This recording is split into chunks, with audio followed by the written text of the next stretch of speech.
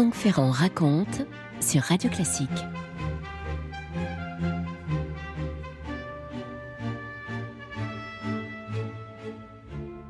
Vous connaissez Versailles, vous savez ce que peut être la cour de Versailles au moment du plus grand apogée de la France. On est au milieu du XVIIIe siècle, en juillet 1746, au cœur du règne de Louis XV. On s'impatiente à la cour. Vous allez me dire, on s'impatiente toujours.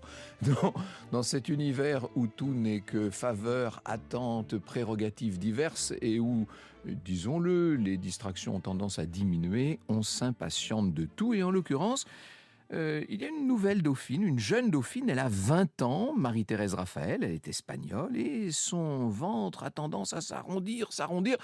Ah oui, sauf qu'elle n'accouche pas.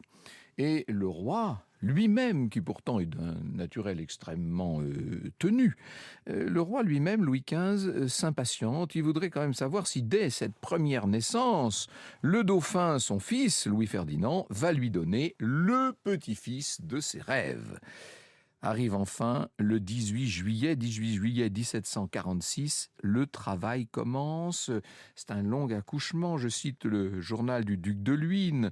Quand la délivrance a lieu, dit Luynes, on est donc au matin, les informations qui circulent ne sont pas fiables. En observant le visage du dauphin, les courtisans se disent qu'il est très heureux, donc normalement ce ne doit pas être une fille. Et puis on entend le roi Louis XV dire: cet enfant est bien gros, il a la tête fort grosse. Il a la tête, on se dit c'est un garçon. Eh bien non, il parlait de l'enfant, du bébé. Mais c'est une princesse de plus dans cette famille royale qui en a tellement. Vous savez que Louis XV et Marie Léginska ont eu 8 filles. Bon, ça ce n'est pas la plus mauvaise nouvelle. La mauvaise nouvelle, c'est que la dauphine espagnole qu'on espérait relevant de couche, comme on dit, est en train de récupérer, s'affaiblit. 3 jours plus tard, les médecins s'activent autour d'elle, 1 saignée, 2 saignées, rien ne semble aller. À Versailles, on est sidéré, le dauphin est très affecté, il faut l'imaginer, pauvre petit père, il a 17 ans, il a les yeux gonflés, rougis de larmes, et le voilà, tout veuf. Alors on est à la cour, et à la cour on ne s'attarde pas sur les malheurs familiaux, évidemment tout va vite, même en habit de deuil, les courtisans sont déjà en train de songer à la suite. Il faut une dauphine à la France. Dans les dauphines de France au temps des Bourbons, voici ce qu'écrit Bruno Kortkis. Alors même que le cercueil de Marie-Thérèse Raphaël n'a point encore été cloué, des noms commencent à circuler, glissant de bouche à oreille, courant de salle en salle et se communiquant d'étage en étage. Évidemment, tout le monde pense que le dauphin va épouser la propre sœur de la dauphine disparue. Et puis on recense des candidates dans les cours de Turin, de Copenhague, de Lisbonne, de Berlin, bien sûr, de Munich. Mais non, Louis XV ne se résout à aucune de ces possibilités. Non, le nom qu'il va retenir est lié à une puissance qui est absolument essentielle dans le jeu des puissances européennes de ce moment-là, et c'est l'électorat de Saxe. Franck Ferrand sur Radio Classique. Il faut dire que tout pousse la France vers ce monde germanique. On est empêtré à l'époque dans la guerre de succession d'Autriche. Je dis empêtré, même si la France est quand même largement victorieuse dans cette campagne à répétition. Elle tient la dragée haute à ses ennemis en Flandre. C'est un peu moins vrai sur un plan diplomatique. Et c'est vrai que la dynastie qui règne à Dresde devient incontournable, puisque non seulement elle tient la Saxe stricto sensu, mais elle tient également le royaume de Pologne. Bref, le roi Auguste III et de ses amis qu'il convient de tenir au plus près. Et comme tout le monde se demande si on va pouvoir épouser, si le petit dauphin va pouvoir épouser une princesse de cet électorat, on précise bien sûr qu'il s'agit d'un électorat catholique. Et Auguste III a une fille qui a 15 ans et qui est prête pour le mariage. Elle s'appelle Marie-Joseph. Pour tout vous dire, tout le monde ne l'appelle que Peppa. Alors on commence à se renseigner sur sa personnalité, sur son physique aussi. Voici ce que nous dit le duc de Cruy. De visage, sans être belle, elle plaît infiniment. pouvant être appelé un joli laidron qui peut faire tourner les têtes. C'est curieux, hein, disons que sa beauté n'est pas évidente, mais qu'il y a quelque chose. Bon, elle a un nez qui n'est pas très bien fait, le visage est un peu déséquilibré par ce nez, mais elle a de très jolis yeux bleus avec un air vraiment gracieux. La chevelure claire est très à son avantage, surtout de nuit à la lueur des bougies. Bon, je suis un petit peu méchant, mais c'est vrai que oui, c'est un joli laidron, voilà. Le mariage va bénéficier du soutien de deux personnalités extrêmement importantes à l'époque. D'abord, la favorite en titre qui fait et défait tout dans la France de ces années, de la fin des années 1740, c'est Madame de Pompadour bien sûr, et puis le grand général qui travaille pour la France, le maréchal de Saxe. Or, Marie-Joseph, c'est la nièce naturelle de Maurice de Saxe.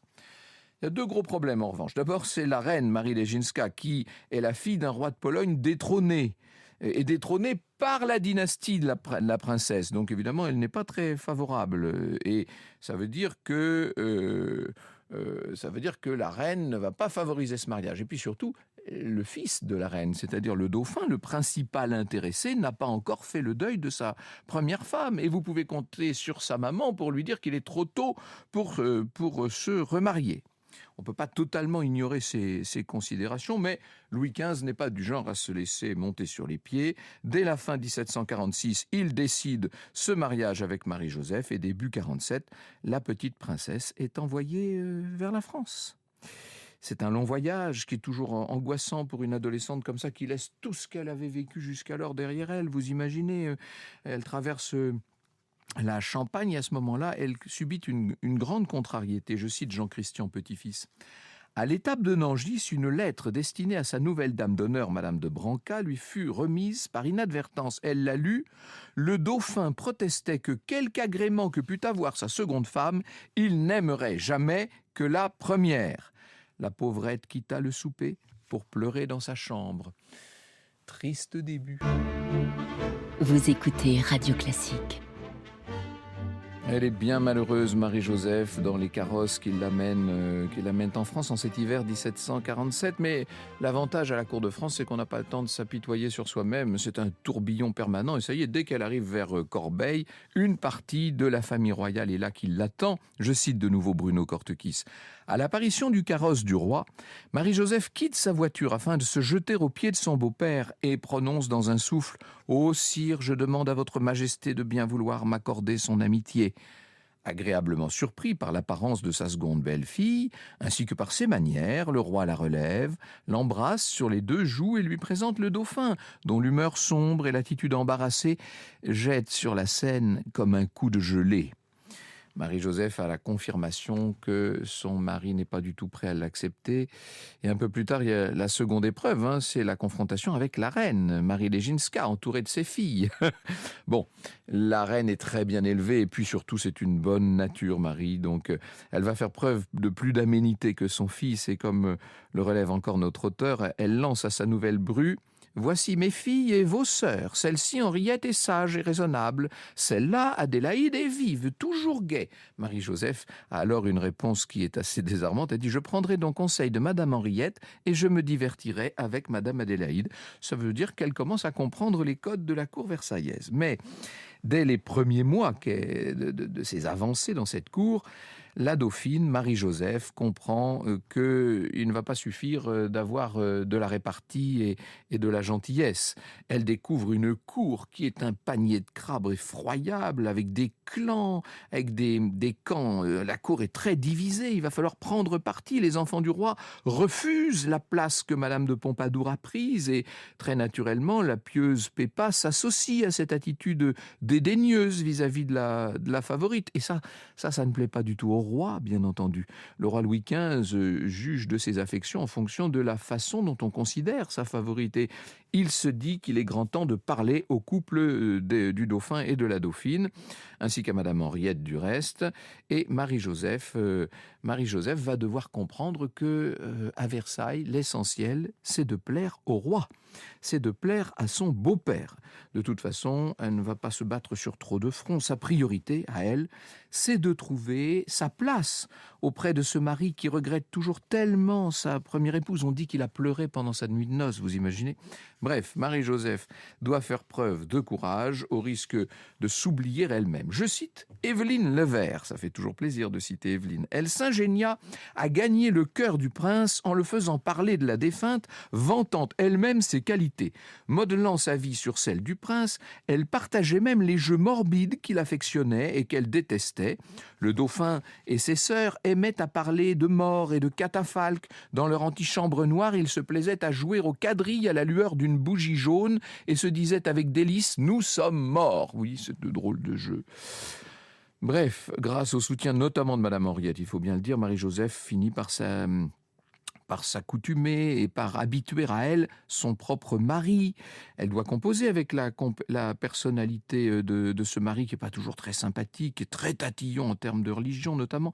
Mais il finit par la trouver pas si désagréable. Il va faire quelques pas vers sa femme et puis il l'accepte, même si l'on pense qu'il la trompe entre nous. Mais enfin ça c'est assez discuté. Bref, pour la dauphine, il s'agit désormais d'accomplir sa première mission, donner les héritiers qu'on attend et à vrai dire, là aussi ça prend du temps puisqu'il va y avoir des fausses couches. C'est très douloureux tout ça à chaque fois et enfin, en août 1750, nouvel accouchement, le travail est, précise toujours le duc de Luynes, vif et pénible. Il a lieu devant ce public qui se presse. Enfin, il y a des paravents, je vous rassure, mais tout le monde est là dans la chambre.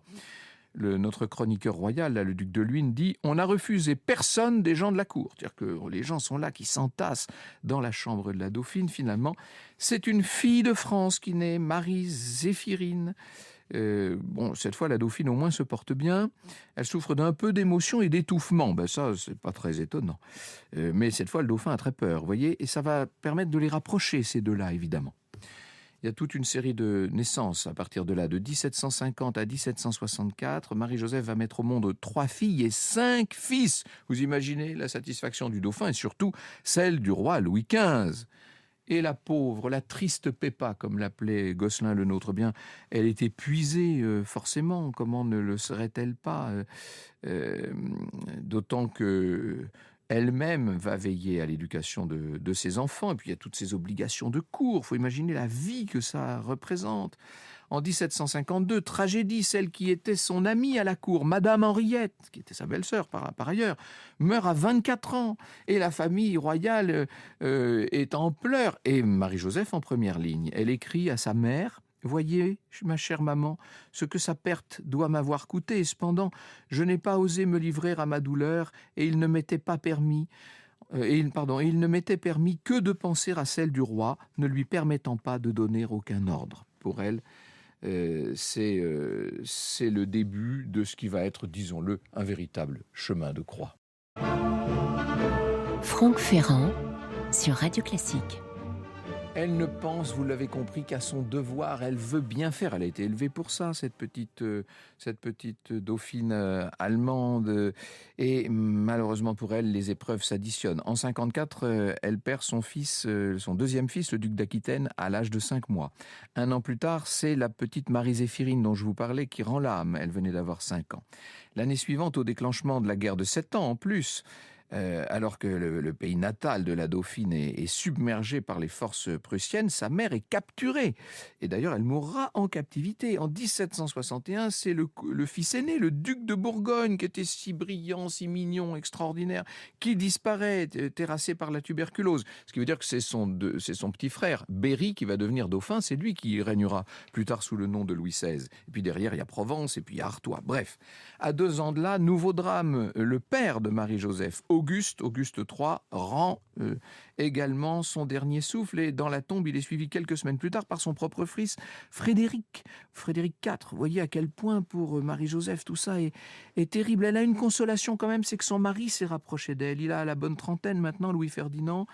C'est difficile pour lui de trouver sa place à la cour, écrasé qu'il est par la haute figure de son père, Louis XV, mais il sait qu'un jour il va devenir roi, et il est le chef du parti dévot à la cour. Mais à mesure qu'on avance dans cette décennie cette décennie 1760, on le voit qui change d'apparence, le dauphin. Il a tendance, sa taille diminue, ses joues perdent de leur rondeur. Marie-Joseph finit par comprendre qu'il est malade et qu'à son tour, il est rongé par la tuberculose. Il va s'éteindre en décembre 1765. Foudroyée, nous dit Evelyne Levert, Marie-Joseph s'évanouit. La mort de son fils unique accable le roi qui pleure avec la dauphine et serre tendrement ses petits-fils dans ses bras. Il passera les derniers jours de l'année à Choisy pour éviter les compliments de Nouvel An. Franck Ferrand sur Radio Classique. Elle a 34 ans, cette veuve, cette triste Pépa, qui continue d'avoir néanmoins de hautes responsabilités, mais qui essaie, dans la mesure du possible, de vivre le plus à l'écart de cette cour. Elle continue bien sûr d'éduquer du mieux possible ses fils, ce duc de Berry notamment, qui va devenir roi un jour, et on songe à le marier à Marie-Antoinette d'Autriche, ce qu'elle désapprouve farouchement. Vraiment, c'est difficile pour elle. Son quotidien s'appesantit d'idées noires, nous dit Pierre-Louis Lancel, qui a, comme à chaque fois qu'il est question de Versailles et de la cour, préparé cette émission d'aujourd'hui. Elle entretient ses idées noires plus que jamais. Il s'appesantit aussi, ce quotidien, de quintes de toux effrayantes. La tuberculose est elle aussi en train de la tuer.